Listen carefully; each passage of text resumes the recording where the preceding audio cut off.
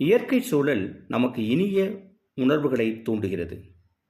தமிழர்கள் இயற்கையோடு இயைந்த வாழ்வை கொண்டிருந்தனர். மழைக்காலத்தில் அவர்கள் வாழ்வை எதிர்கொள்கிற இயல்பு இலக்கியத்தில் பதிவு செய்யப்பட்டிருக்கின்றது. மழையின் சீற்றம் இயல்பு வாழ்வில் ஏற்படுத்தும் மாற்றங்களை சங்க இலக்கியம் படம் பிடித்து காட்டுகிறது. இதில் நேரடியாக நம்ம பாட்டுக்குள்ளே போகிறோம். நல்லோர் விருச்சி கேட்டல்.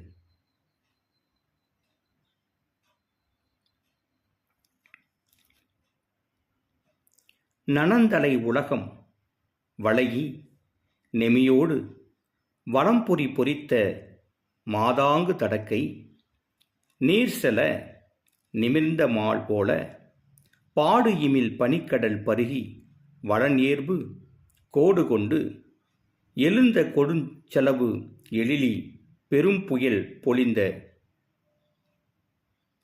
சிறு பொன்மாலை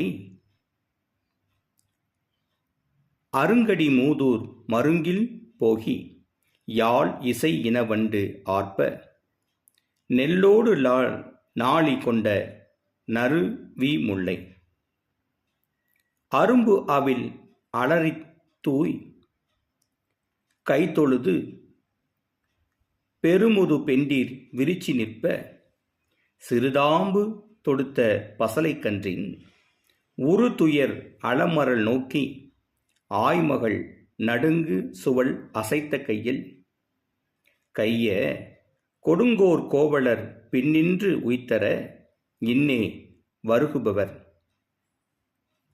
தாயார் என்போல் நன்னர் நன்மொழி கேட்டனம்.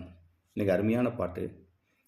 இன்னே வருகுவர், அது வருகுபவர்ல, இன்னே வருகுவர் தாயார் என்போன் நன்னர் நன்மொழி கேட்டனம். 1 to 17 அடிகளை கொண்ட இந்த பாடல்